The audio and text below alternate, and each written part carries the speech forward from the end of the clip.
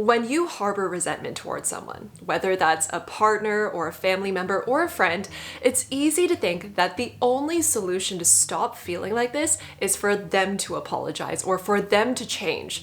But what if I told you that you don't have to wait for them to do something to feel better, and that you can stop feeling resentment today on your own terms? The truth is that if we rely on someone else's actions for our peace of mind, we might be left feeling resentful for a long time. We don't know when / even if that person is going to do or say the things that we're looking for. And the nature of resentment is that if it's left unchecked for long enough, it will destroy or even end the relationship. And I know you don't want that to happen. You clicked on this video because you're ready to start feeling differently towards this person and you're ready for a change. So today we're going to talk about how to resolve resentment, starting with you. And not only that, we're also going to talk about how to actually repurpose this resentment into something that could even strengthen your relationship. And as always, I promise to make it as straightforward and as practical as possible for us. So I've created a 3-step resentment repurposing framework, and we're going to walk through it together today. But first, if you are new to my channel, hi, I'm Audrey. I'm a therapist, and on this channel, we like to talk about science-backed, actionable tools to strengthen our relationships with others and with ourselves. Before we get into it, I do want to give you a heads up now that this is not going to be an easy process. However, it is still infinitely easier than staying stuck in that disempowered place where you feel like your emotional state is dependent on someone else's behavior. And I'm not saying this as a therapist, I'm saying this from personal experience as someone who has gone through this process myself. So let's get into it, and let's start by defining resentment. I know you're already very familiar with resentment, but let's actually put words to this feeling because that's going to really help us to fully grasp the 3-step framework coming up. There is a harsh truth in this definition, so you might want to brace yourself now. Essentially, resentment is the built-up hurt and disappointment and frustration that has not been addressed. We don't feel resentful immediately after something happens. We feel resentful after some time has passed. Resentment needs time to bake. And oftentimes underneath that resentment, there is a deeper feeling of being uncared for, unloved, or unimportant. I want to share with you Brené Brown's definition of resentment that hit me like a ton of bricks the first time I read it. Resentment is the feeling of frustration, judgment, anger, better than, and or hidden envy related to perceived unfairness or injustice. Emphasis on perceived, and we'll get back to that soon. It's an emotion that we often experience when we fail to set boundaries or ask for what we need, or when expectations let us down because they were based on things we can't control, like what other people think, what they feel, or how they're going to react. If you are thinking right now, wait. Why is this definition implying that my resentment is a me problem? It's because it is. In majority of cases, resentment is self-imposed. Now, I want to make it very clear at this point that we're not talking about someone who has dangerously low emotional intelligence and they have no capacity for self-awareness, perspective taking, or taking accountability. That's not something that we can work with. What we're talking about here is the resentment that we can actually do something about. In these workable cases, it's likely that we have placed an expectation on someone in our minds without actually articulating it to them, and we've assumed that they should just know and essentially read our minds. And when they inevitably don't meet this unspoken expectation, we perceive this as them being uncaring or inconsiderate, or them being a jerk, but we still don't bring it up with them, and instead we silently stew in anger. Now, none of this is to say that the other person's behavior is excusable. You undoubtedly have very good reason to be hurt, and chances are things are probably not fair. That said, the fact that it's gotten to the point where it's evolved from hurt feelings into resentment is from you not expressing your expectations or you not expressing to them that your feelings were hurt in the first place. When we hold people accountable for meeting expectations that they don't even know exist, that is a recipe for disappointment.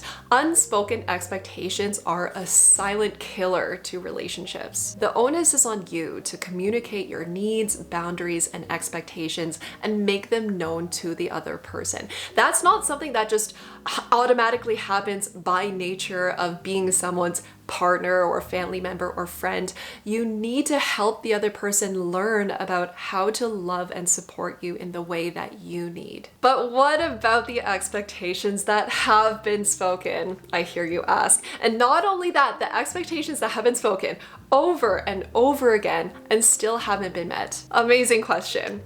In the case of a romantic partner or a friend, if you have clearly and repeatedly communicated that this is a need of yours or that something hurts you, and that person has continually dismissed your feelings or they haven't changed their behavior, your resentment might be caused by you choosing to stay in the relationship despite them giving you plenty of evidence that they can't meet your need.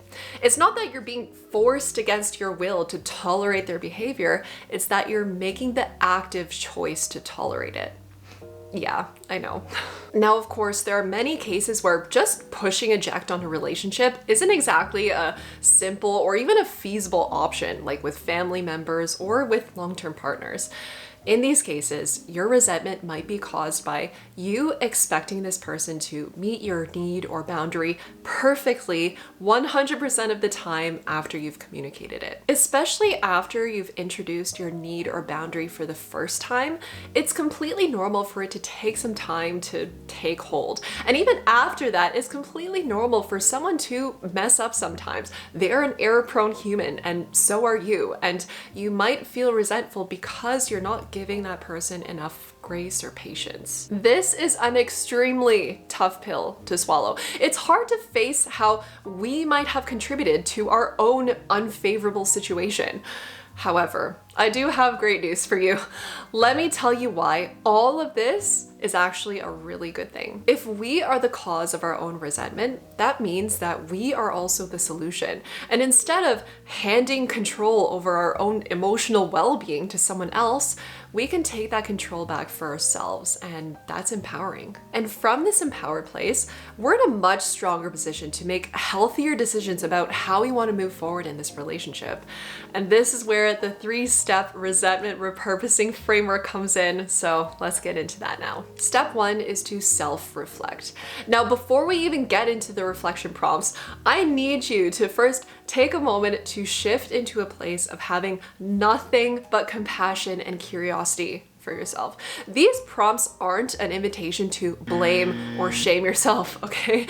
They are an invitation to learn more about yourself and gain some really valuable insights that you can use to improve your relationships and grow as a person. So only when you're in that space of compassion and curiosity, let's move on to the prompts. These prompts are designed to help us reality check our expectations, which according to Brené Brown is a must for resolving resentment. So if you are a journaler, feel free to get out a notebook and pen at this point. Have I clearly communicated my expectation to this person? Have I stayed silent about something they did that hurt me? Is there a possibility that I'm making assumptions about their intentions? Like, is it possible that you are assuming that they've seen your need or they know you're hurt but are just choosing to ignore it?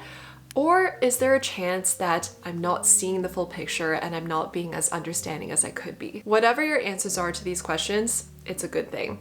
Either you discover that there actually is more that you can do within your control to try to improve your situation and you can communicate better, or you discover that you actually have already done absolutely everything that you can and you've communicated clearly and the other person has shown that they are either unwilling or unable to meet your need. This is a good thing too, because it allows you to see the situation clearly.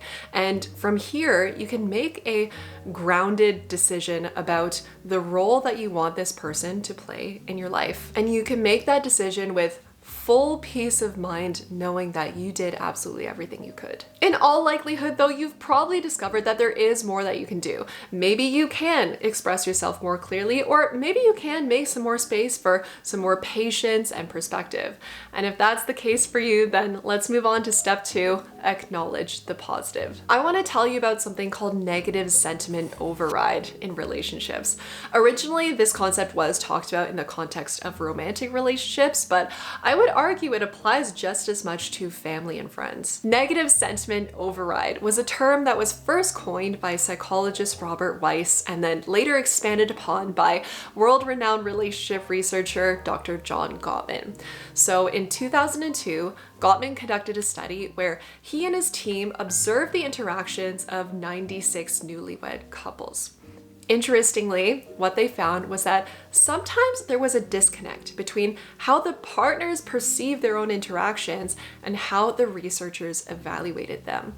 And in some cases, partners perceived their interactions as negative, even when the researchers saw them as neutral or maybe even positive. These couples were said to be in negative sentiment override, aka the negative thoughts and feelings towards their partner have become so strong that they filter everything their partner says and does through this negative lens, even the neutral and the positive things. This means that when a couple is in negative sentiment override, they effectively lose sight of objectivity. And instead of seeing interactions for what they really are in the moment, they tend to make snap judgments and assumptions about their partner based on past hurts. This isn't going to be a surprise. A relationship ends up in negative sentiment override because of built up, unaddressed resentment. And that resentment almost becomes this like negative pair of glasses that you wear that distorts your perception of the other person, and it makes you fixate on all of the bad and dismiss all of the good. On the flip side is positive sentiment override. Couples in positive sentiment override are curious about each other. They ask questions to each other to learn more about each other. They're attentive to each other's needs. They express appreciation and they give each other the benefit of the doubt. If you are in negative sentiment override right now, which if you're watching this video, there's probably a high chance that you are, the jump to getting into positive sentiment override might seem impossible. I want to reassure you that it's not. There are two very tangible things that we can do to make that shift, and we're going to go through them together now. The first thing we can do is to zoom out. Instead of narrowing in on what's wrong, I invite you to take those negative glasses off and ask yourself, is it possible that I'm discounting or overlooking the things that this person does do for me? And is it possible that I've lost sight of their positive qualities? This is not about toxic productivity or pretending that the problems don't exist. This is about seeing the full picture and having a more balanced perspective of this person and this relationship. And when you can see things more clearly for what they really are, you might already start to find some relief from your resentment. And I would even go so far as to say that you might even start to feel loved without even getting the other person involved yet. Noticing the positive is the first step to developing what the Gottmans call a culture of appreciation, which they say is a must for resolving resentment. And that change in attitude from negativity to appreciation starts with you. The second way to shift from negative to positive sentiment override is to address those issues that led to the negativity in the first place.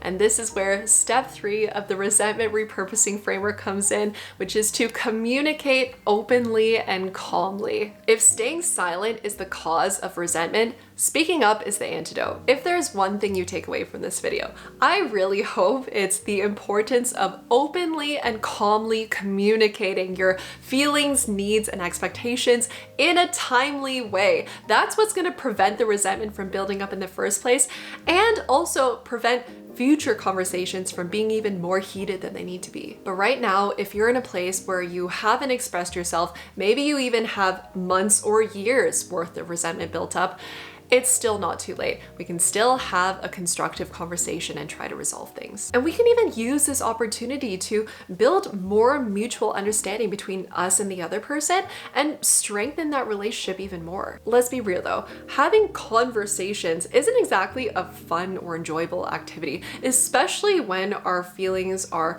really complicated or layered. It might be hard to articulate what's going on, let alone do so without having an outburst.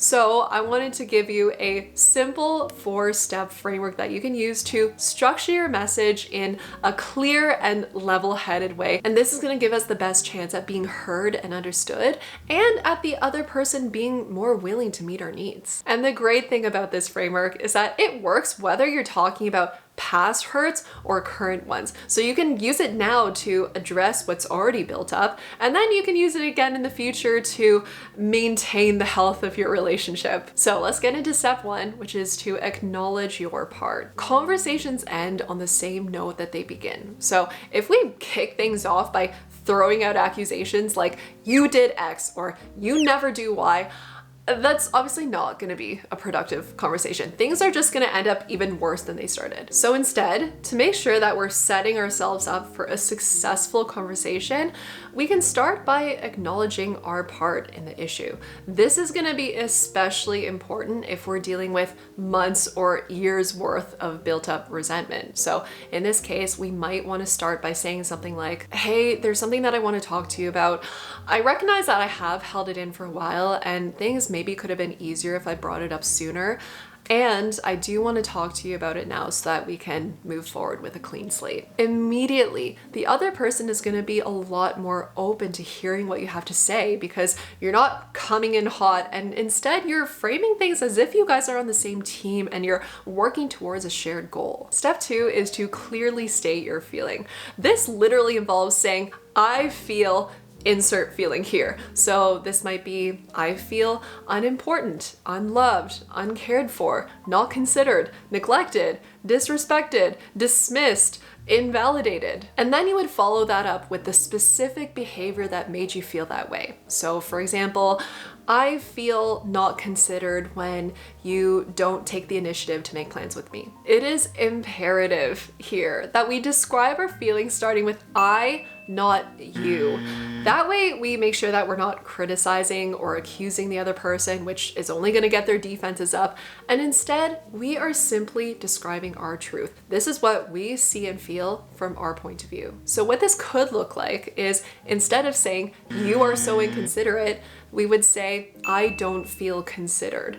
This might seem like a small detail, but it makes the hugest difference. And it could be the one thing that determines whether this conversation actually goes somewhere or whether it's just a complete disaster. Now, it's also worth pointing out that it doesn't count as an I statement if you say, I feel like you're an asshole, or I feel like you're so inconsiderate. That is just an accusation in disguise. We want to make sure that we're sticking to actual feelings, not judgments. Step 3 is to state your need. Again, this literally involves saying, I need X. You could also go for, I would like X, or I would love it if X. These options are great because you're being clear and direct, and you're framing your need in a positive way. And that's what's going to make it more likely that the other person will want to meet it. Now, maybe you're not even really sure what you need. You just know that something is missing, but you can't quite pinpoint exactly what it is.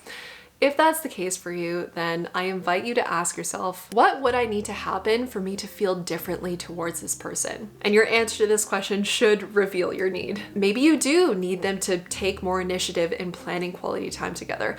Or if it's a partner that you live with, maybe you do need them to pick up more of the housework or the childcare if you guys have kids. And step 4 is to invite the other person to collaborate. So this could look like saying something like, can we talk about what we can do about this together? This wraps your message up with another reminder that you are not here to point fingers, you're here to reconnect and you want to move forward together. Hopefully, since you followed the 3 previous steps, the other person will be open to that. You might not come to a perfect solution within the same conversation, but hopefully over time you'll see some effort, your resentment will start to melt away, and the relationship will start to improve. Now, of course, we can't control the other person's response. Even if we follow these 4 steps to a T, there is still no guarantee that the other person still won't get defensive, and they might still not be willing to listen or meet our need.